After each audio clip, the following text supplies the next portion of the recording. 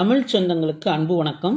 கடந்த 2016ஆம் ஆண்டு முதல் 2022ஆம் ஆண்டு வரையிலான தமிழ்நாடு அரசு திரைப்பட விருதுகள் அறிவிக்கப்பட்டுள்ள நிலையில் சிவகார்த்திகேயன் அவரது மகளான ஆராதனா மிகவும் இளம் வயதிலேயே சிறந்த பின்னணி பாடகிக்கான விருதினை பெற்றிருக்கிறார் என்பது அனைவரையும் மகிழ்ச்சி கடலில் ஆழ்த்தியுள்ளது.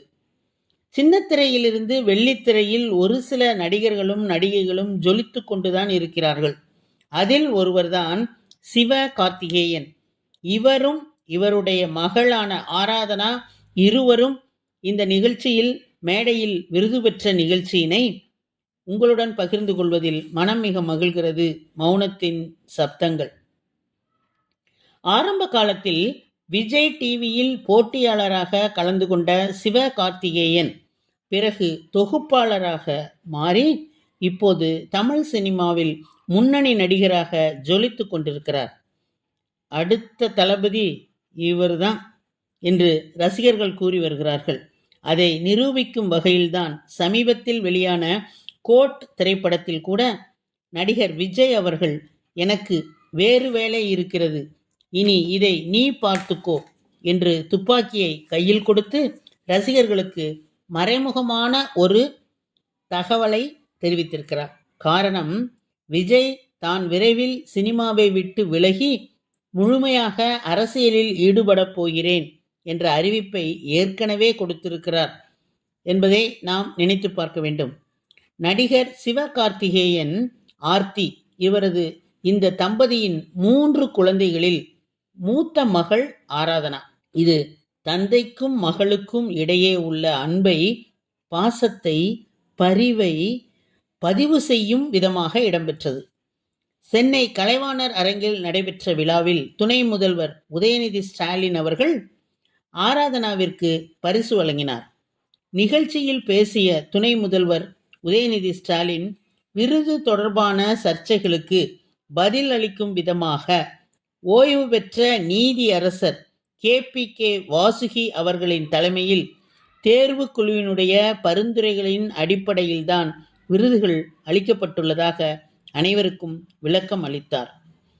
தமிழ் சினிமாவின் இளவரசர் என ரசிகர்களால் கொண்டாடப்படும் திருச்சியைச் சேர்ந்த சிவகார்த்திகேயன் அனைவருக்கும் மிகவும் பிடித்த ஒரு நடிகராகும்.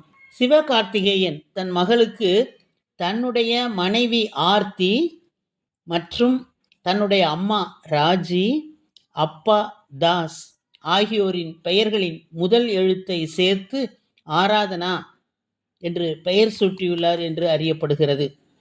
சில ரசிகர்கள் கார்த்திகேயன் சினிமாவில் வளர்ந்து வந்தது தனுஷ் மூலம்தான், ஆனாலும் தனுஷுக்கு முன்பாக சிவகார்த்திகேயனுக்கு விருது கொடுக்கப்பட்டது என சமூக வலைதளங்களில் கருத்து பதிவு செய்து வருகின்றனர். நடிகர் சிவகார்த்திகேயன் மற்றும் அவரது மகள் ஆராதனா இருவரும் தமிழ்நாடு மாநில திரைப்பட விருதுகள் 2022 நிகழ்ச்சியில் விருதினை பெற்றிருக்கிறார்கள். சிவகார்த்திகேயன் முதல் முறையாக தனது கல்லூரி நண்பர்களுள் ஒருவரான அருண் ராஜா காமராஜை இயக்குனராகவும் மற்றொருவரான திபு நினன் தாமஸை இசையமைப்பாளராகவும் அறிமுகப்படுத்திய திரைப்படம்தான் கனா. பெண்கள் கிரிக்கெட்டை மையமாக வைத்து எடுக்கப்பட்ட இந்த படத்தில் ஐஸ்வர்யா ராஜேஷ் கதையின் நாயகியாக கலக்கி இருப்பார். கிராமத்தில் சாதாரண குடும்பத்தில் பிறந்து வளர்ந்து ஒரு பெண்ணின் கிரிக்கெட் கனவு மகளின் கனவை நிறைவேற்ற துடிக்கும் தந்தை, இதுதான் திரைப்படத்தின் மையக்கதை. 2018 வெளிவந்த படம் அனைவரின் கவனத்தையும் ஈர்த்த இந்த படமாக அமைந்தது. இப்படத்தில் ஒரு படி மேலே போய் தனது செல்ல மகள் ஆராதனாவையும் பாடகியாக இப்படத்தில் அறிமுகப்படுத்தினார் சிவகார்த்திகேயன். வாயாடி பெத்த புள்ள என தோன்றும் பாடலை தன் தந்தை சிவகார்த்திகேயன் மற்றும் பாடகி வைக்கம் விஜயலட்சுமியுடன் சேர்ந்து ஆராதனாவும் பாடியிருந்தார். தந்தை மகள் இடையேயான அன்பை உணர்த்தும் பாடலாகவும் கதாநாயகியின் சிறிய வயது நிகழ்வுகளை காட்டும் விதமாகவும் உருவாக்கப்பட்டுள்ள இந்த பாடல் இப்போது மிகவும் வைரலாக பரவி வருகிறது. இந்நிலையில் இந்த பாடலை பாடியதற்காக சிவகார்த்திகேயனின் மகள் ஆராதனாவுக்கு தமிழக அரசு விருது அறிவித்துள்ளது. 2016 முதல் 2021 ஆண்டுக்கான மாநில அரசின் திரைப்பட விருதுகளை அறிவித்த தமிழக அரசு சிறந்த பின்னணி பாடகி என்ற பிரிவில் ஆராதனாவிற்கு விருது அறிவித்துள்ளது. ஆராதனா 5 வயதாக இருக்கும்போது பாடிய பாடல் இது என்பது குறிப்பிடத்தக்கது. மழலை மாறாத அந்த சிறிய வயதில் அவர் மிகவும் அழகாக இந்த பாடலை பாடியிருக்கிறார்.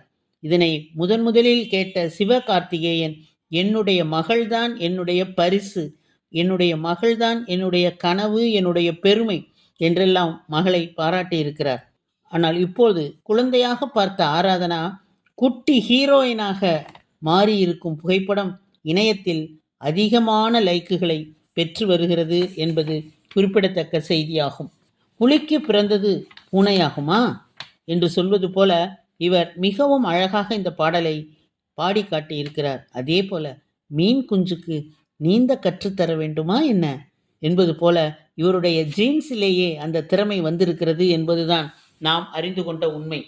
இவர் திருச்சி மாவட்டத்தை சேர்ந்தவர் என்பதும், திருச்சியில் உள்ள கல்லூரியில் படித்தவர் என்பதும், திருச்சியில் இருக்கக்கூடிய பள்ளியில் படித்தவர் என்பதும் நமக்கெல்லாம் பெருமை சேர்க்கும் ஒரு செய்தி என்பதனை கூறிக்கொண்டு உம்மிடமிருந்து விடைபெறுவது உம்முடைய தோழி கீதா.